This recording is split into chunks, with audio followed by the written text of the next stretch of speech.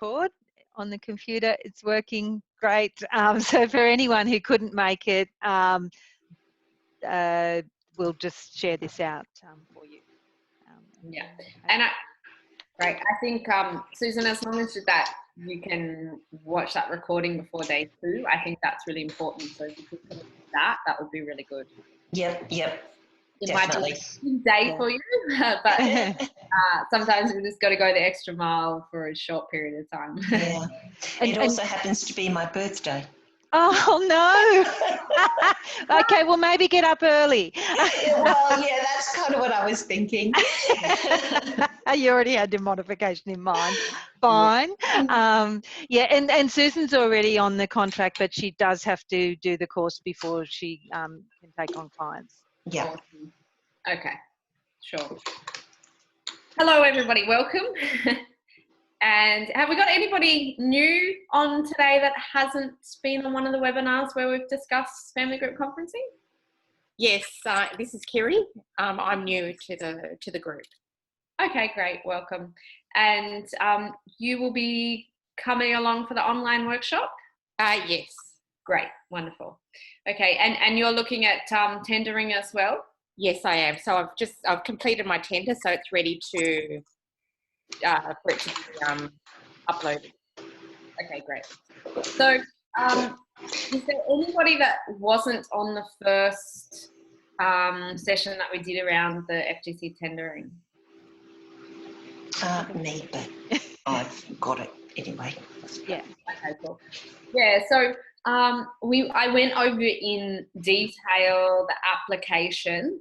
I know for some people on the recording didn't go all the way through. But I don't know, Joanne, if anyone's sent you that's not on here any questions. I haven't managed to get through my mail, but I'll just have a look and see if I can. Well, if you maybe just maybe give some general information, and I'll see if I can find anything. Yeah, great. So I'll give a little bit of general information for the people that are watching the recording. I'm just going to ask if you can mute yourself unless you want to talk. That would be great. Yeah, we've got a bit of funny noise coming in the background.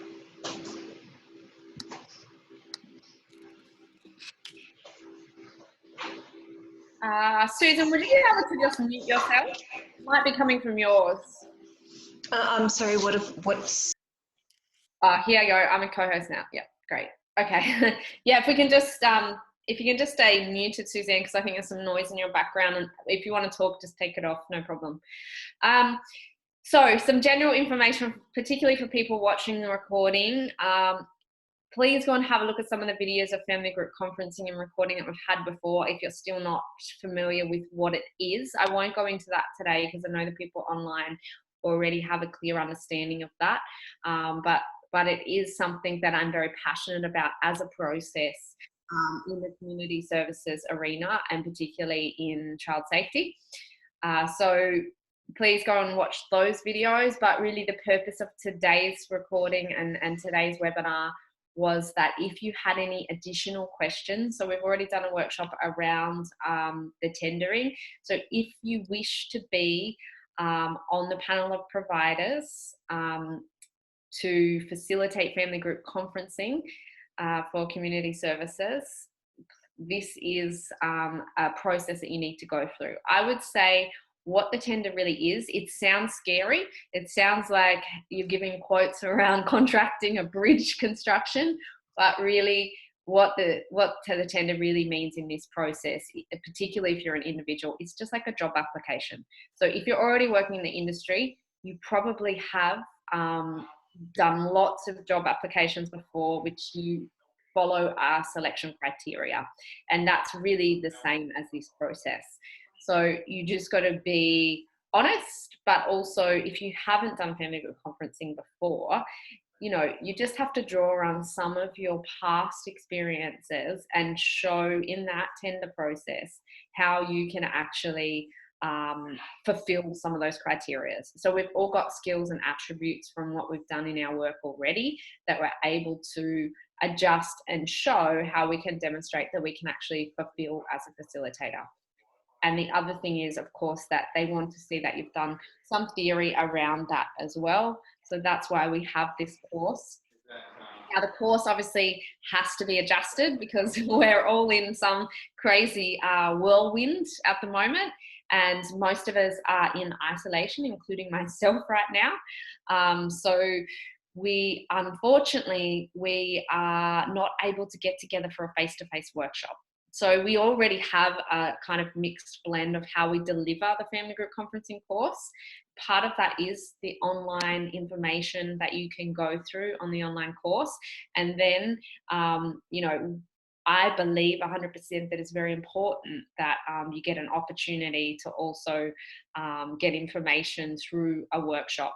Obviously, that's amazing when we can do it face to face, but also we are going to go for it because we're called in a time that we all have to work online. So we are going to stay in line with the health regulations that are being put out there, and also, you know, really take some cautious steps for everybody's safety. So we all have to band together and come online to do this other part of the workshop. So if you are coming to the workshop, we are putting together, Joanne and I have been in discussion and adjusting that workshop so that you still get the same, you know, best quality to that we can deliver, and the same information and some similar experiences that you're able to get by coming and doing the online workshop. So we will be doing role plays still, so don't worry, you're not getting out of that part. So for some people, yes, I missed the role plays. No, you're still doing those. So we're going to have some fun with that, but also I'm going to be able to give you much more information by doing the workshop, and we'll make it in short increments and try to not bore you to sleep too much online. So I'll try to make it as interactive as possible.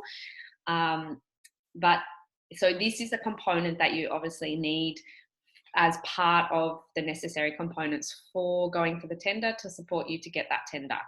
But today is really about the tender, and rather than me going through the whole tender application again, I actually want to open it up for some people that might have some questions specifically, because we've only got 5 days left until the tender is due.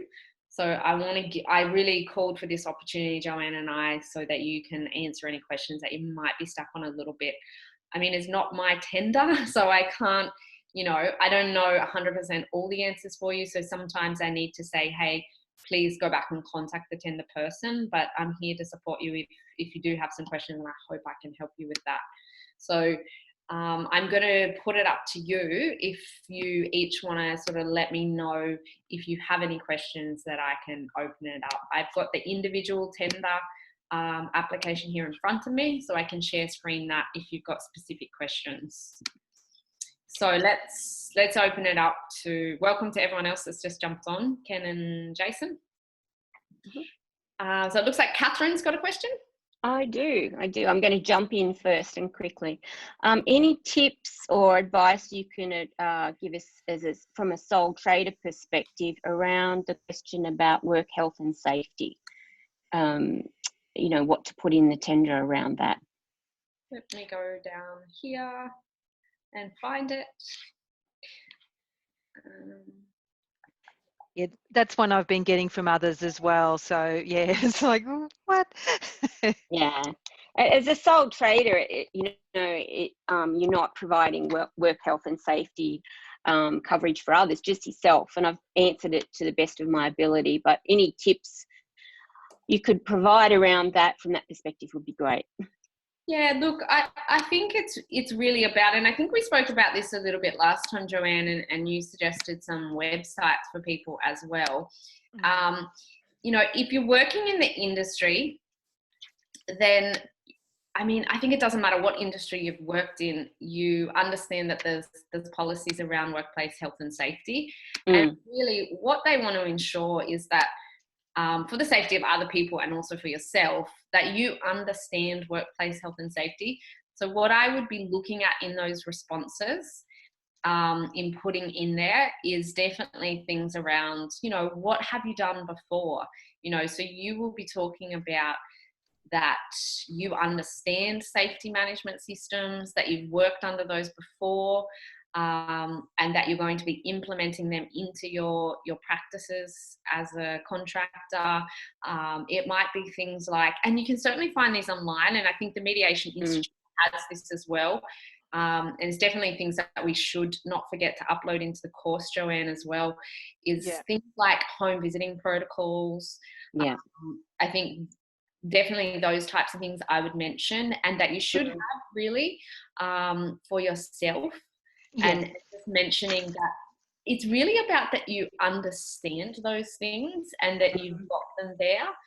And I think also if you're applying, correct me if I'm wrong, Joanne, but if people are applying through the Mediation Institute for membership, there is some different supports that they can have around that, like different documents and things like that. Yeah, there's a pile of documents in the members area, and we'll have a look and see. I don't know that I can't actually recall what work health and safety type documents we've got, but that's certainly something that we could build particularly in the FGC practitioners group. So we've got a group area where we can have tailored information. But yeah, as Eve was saying, the main thing is I would be mentioning that you have a checklist for your home visits, and even that you don't do home visits if you, and your risk assessment, like you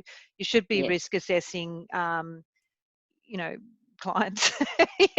We know these are clients that are coming from difficult families, so you know, they could potentially and you've got a limited number of words, so you have to convey that you understand, that you have processes, and that you are a safe worker in a small number of words. And also do that in practice. You know, don't take risks with yourselves. You know, meet at a coffee shop, I don't know, meet online, phone, all of those things. If you know, coffee shops, we don't know what's going to happen with the whole practice of FGC. Certainly there won't be a reduce in families under stress and kids at risk. Absolutely, if not more. How that and things like drug and alcohol, like substance abuse.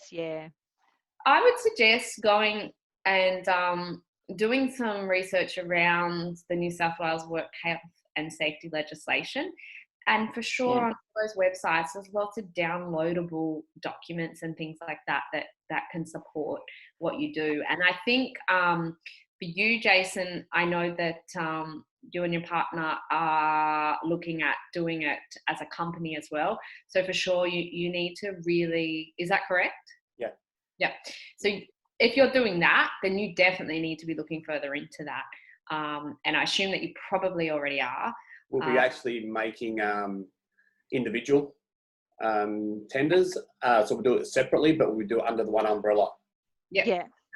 Yeah, that seemed to be the way it was coming out, that you need to do a corporate one and then your two individual.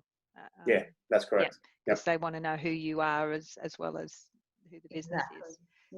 So I would suggest that you all have this stuff for yourself anyway. So I think most of you have either, I mean, you definitely would have experience in this field, so you would have worked under policies and legislations with that. So I mean, I would be saying that in the section, so it's 1.4.7, I think. Yes.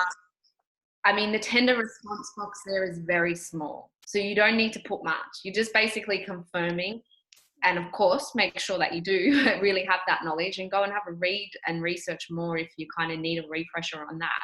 But confirm that you do have safety management systems in place. So think about what they are for yourself and for obviously the clients that you're servicing as well. And really, you know, have some policies that you're going to follow. And it might be that you get some from the website, and Joanne's just put that in the chat as well. Yeah, safe work. And if you drill down, there is a home healthcare and social assistance is probably the category that we'd fall on. Strangely enough, they haven't got a category for FGC specific, but there is a guide to working safely in people's homes, which it might have some relevance for your home visits, and there's health and safety checklists there as well, which I would think you probably need to modify, but I would encourage you to do that anyway in the interim, not necessarily before the tender, but at least reference that you've got it, but actually circle back around and you know, do that. You do want to work safely in this area, and also you know, think about your mental health and emotional well-being as well. And so you might mention supervision, or that you know, that's something with membership that you've got access to as well. Infectious diseases, all that kind of stuff. Yeah, your COVID-19 protocols. Yeah. Oh, wow. Yeah. I mean, we're going to be working with children and families as well. So, you know, that stuff is important to have a knowledge about, and have, you know, just have a folder on your desktop or wherever, and, you know, have a section around health and safety for yourself. You know, have a folder where you have all your different documents for conferencing, and start that with your own little kit around some policies and legislations that you're going to follow for your practices. Some, like Joanne said, some checklists, a home visiting protocol, like some other checklists around safety and workplace safety as well.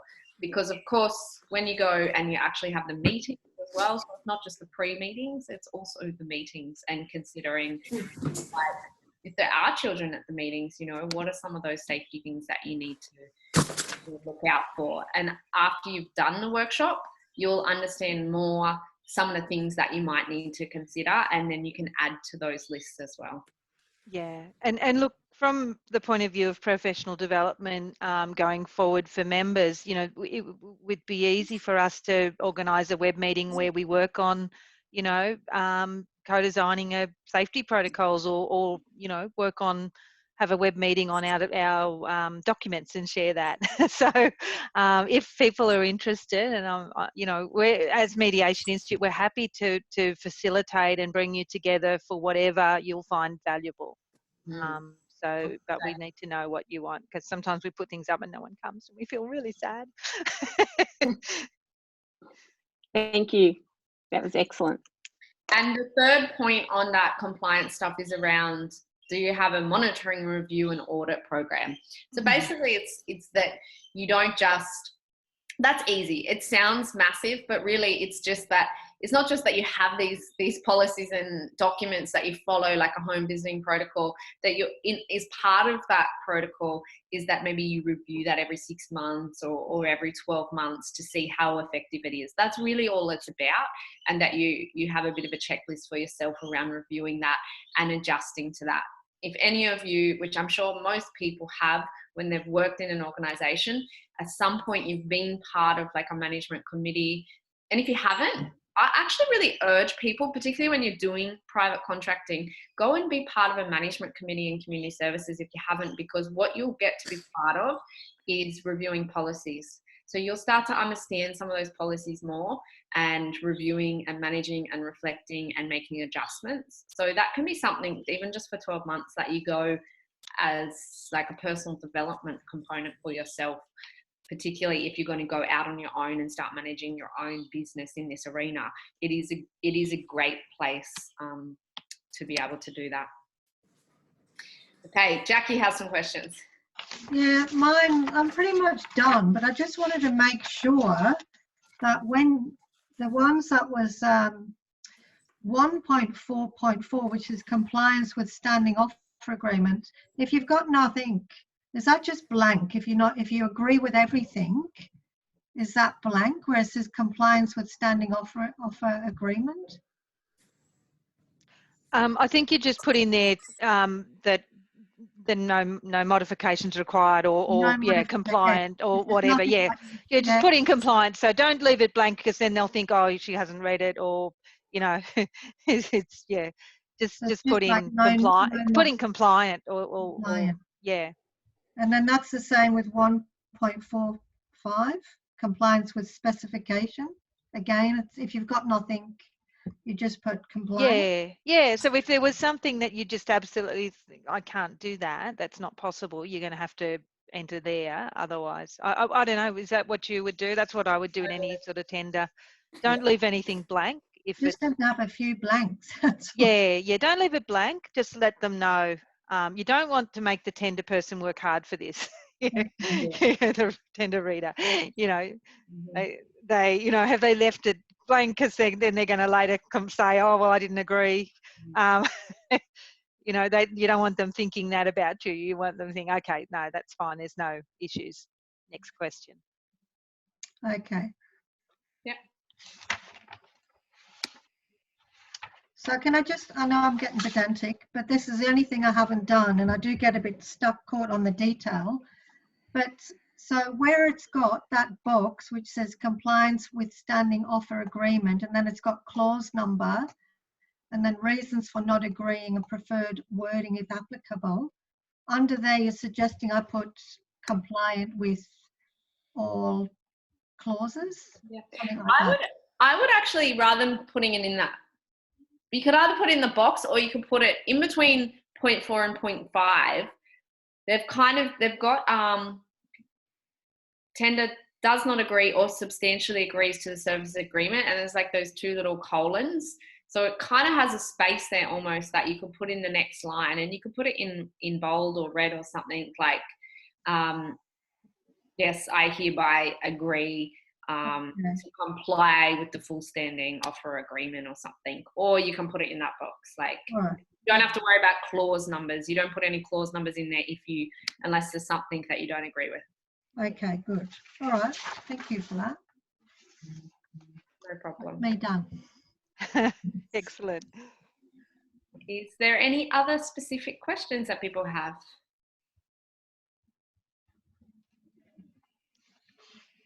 I'm a latecomer. Sorry about that. So is this going to be taped and can we access it? Yeah, we have taped it, and yes, I'll share it up as soon as it's downloaded and done its thing. So yeah, you'll be able to go back to the part. In the beginning, Eve talked a little bit about the modifications that we've had to do to the training course. Actually, some of you are already certified. On the second day, we were looking at having a few extra people in to make up, because we are going to attempt to do a simulation of a conference online. So if any of you who are already certified and members wanted to come along and participate in that, and to share the hopefully not mayhem of whatever that looks like, and in parent roles or whatever, I'll send out an invitation to see, and yeah, if you'd like to do that, then I think that'd help. We probably only need about 3 or 4 people. Eve, was that what you were thinking? Yeah, it depends on the final numbers, but definitely no more than 4, maybe 2 to 4, because we don't want it to be too many people for the online. I think it could get a little bit too hectic. Yeah, I think we can. I think it kind of will do 12 little boxes at the most, as far as being able to see everyone. But yeah, we've got people talking over each other. It's going to be quite interesting. For sure. So I think just flag your interest with Joanne. Yeah, and you want we'll need to curate that too. And then we'll just check what the final numbers are and how many people we need, and then offer, I guess, people a spot. Yeah, and that's what, 11 days out. So who knows? You might be all. No, you won't be. You'll all be healthy and well. Yes, we'll all be healthy. Yeah. Okay. There's a question, Jackie. Another question about insurance, or? Yeah, I mean, I have rang up and I've got a couple of quotes for the insurances that I don't have, but in the with the professional indemnity insurance, the tender said that you needed to have 2 million per claim, but then unlimited aggregate. But when I spoke with the insurance company, I just wanted to see if anybody else had this issue. They said you can't get unlimited aggregate anymore. You can only get double what you're, if you're 2 million, then the aggregate is 4 million. Whereas the tender wanted you to have unlimited. And I wondered if anybody else had that issue or resolved that issue. No, that might be something I could go back to the department with, if that's what they're, because with insurance it's Suzanne, are you able to speak? Where are you reading that? Well, that was in the original tender. A minute. And then when I spoke to the insurance company, they said nobody can get an unlimited aggregate anymore. Yeah, because that's like saying for you $250, we'll cover you for potentially hundreds of millions of dollars. Joanne, can I just let you know that I spoke to Lana from DCJ yesterday? Yes. And she actually, because I did raise that question, because it is section 14.2 of the standard agreement. Right. And she actually mentioned not to actually purchase any insurance until until you know that you're successful for the tender. If you are successful for the tender, she said, then ask that question about the unlimited aggregate. Because I also explained, because I've looked around as well, that you can't get unlimited aggregate. Yeah. Okay. That's a bit of a problem, because typically we wouldn't give membership for people that aren't insured. So she's kind of saying don't do that, but they want you to have membership of a professional association, and a professional association wouldn't certify you as a practitioner if you don't have insurance. So they're just creating a bit of chaos there, isn't it? I'll go back to them as well, and because she couldn't actually answer the question. And she really didn't know where to go to ask that question in relation to the and look, it's a problem that often happens with tenders, where someone is writing a tender and they don't necessarily understand what they're asking of people, because we wonder, I mean, we don't want any limits on insurance. I have the insurance as recommended through the Mediation Institute, and I have no problems with it. I think it's a tender writing glitch rather than necessarily a workplace expectation. Because but I will follow up and put a I'll do it as an official request and see if they can do it as another amendment to the tender. I'm not sure if they're past that date or not. Because it also says on this, on 1.4.1, it says you to state the limit. So it's like it has an expectation that there is a limit. But I definitely, you should be really getting a individual policy rather than a, one that you're just an aggregate with everyone else. So, no. But I'll follow up with them on that, because that's the first I've heard of them wanting unlimited, or hadn't picked that up.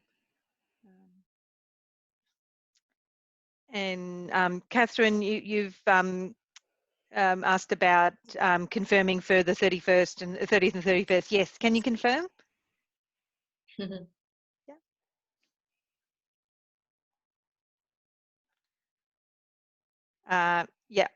Waiting a sec. I've unmuted you. Yes, I'm okay for the 30th and 31st. Oh, excellent. Great. I'll put you on the list of confirmed. So, we've just aggregated the two workshops because it doesn't make sense to do them separately. And we apologise for the inconvenience on that, but it's we're doing the best we can.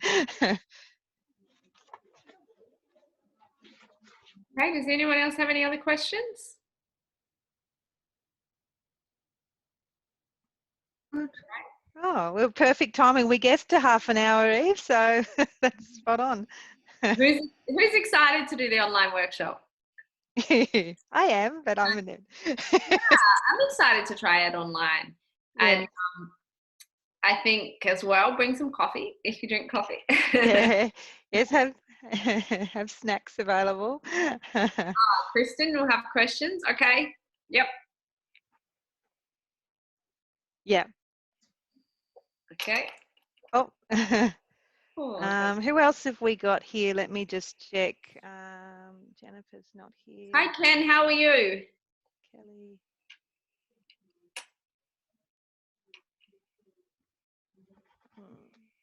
Oh. He can't talk. He's got a sore throat, does he? No one going to I'm pretty good. How are you? Yeah, I'm good, thank you. When are you coming this way next? Good question. I don't know. Probably not for a while, actually. I'm not I got a little jumper here that no one else can fit into. Oh, that's right. Yeah. Yes, I will drop by when I come that way. Thank you, Jen. Oh, You cool. might have to post it. I'll shout you a coffee. Awesome. Let's do that. We'll just wait for everything to pass. Yeah, so we're talking next year, are we? Hopefully not. No, hopefully not. Yeah, so is there anyone else who hasn't confirmed? Okay, looks like we're done. Hi, Kristen. It's good you don't have any questions. So good luck. I think mine was only just in relation to the insurance thing, but yeah, we'll see how we go with that. Yeah, and I'll feed back into the members area and the and the course any response I can get. Okay, thank you. No worries. Great. Cool. Thanks, everyone. Best of luck. And if there's some frantic question last minute, just email it through to us and we'll do our best to try to answer it for you. But yeah, good luck. And who knows, maybe they extend it. I would assume that given everything that's going on, possibly they're going to take longer to maybe, fulfill the looking over of all these tenders. Or maybe it'll be quicker because everyone's at home working. Yeah, well, that's right. Yeah, they're going to be more efficient at home. Who knows? Yeah. Okay, thanks everyone. Okay. Thank you. Out there, and we'll see you in the online workshop. You'll get more information sent out as it gets a bit closer. Yeah, absolutely. Thank you. Okay, take care. Bye.